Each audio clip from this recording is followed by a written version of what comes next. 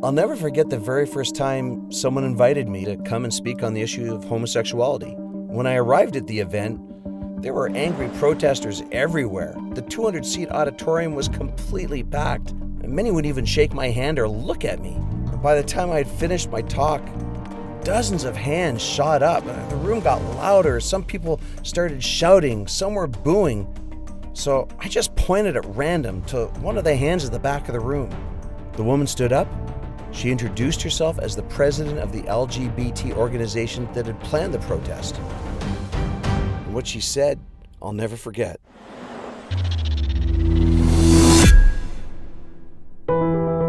Yeah, my house was right here. This was my neighborhood. A lot of things happened in our home that no kid should have to experience. Yeah, it's emotional. It's emotional coming back here again. We try to project the image of the perfect Christian family, but behind closed doors, something completely different was going on. I was a preteen when I first realized that I was attracted to guys.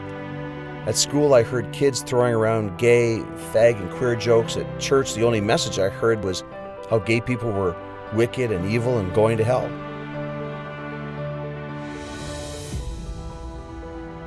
In a vain attempt to find fulfillment, I started having anonymous encounters with men I met at places like the change room at my local gym, and parked cars and no one gay hangouts. I felt God had let me down. Didn't He see what I was going through? Didn't He care? So what was I to do with God in the church now? So I don't want to take any more time. Without any further ado, Guy Hammond.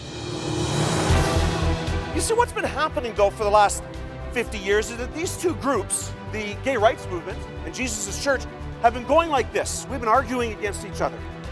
There's been no reasonable conversation. I've been verbally attacked, laughed at, mocked, protested, threatened, lied about online and in the press. I can tell you it's been both a humbling and a humiliating experience. And I think one of the challenges is sometimes we're not convinced that Jesus is that amazing. We have to be convinced that Jesus changes lives.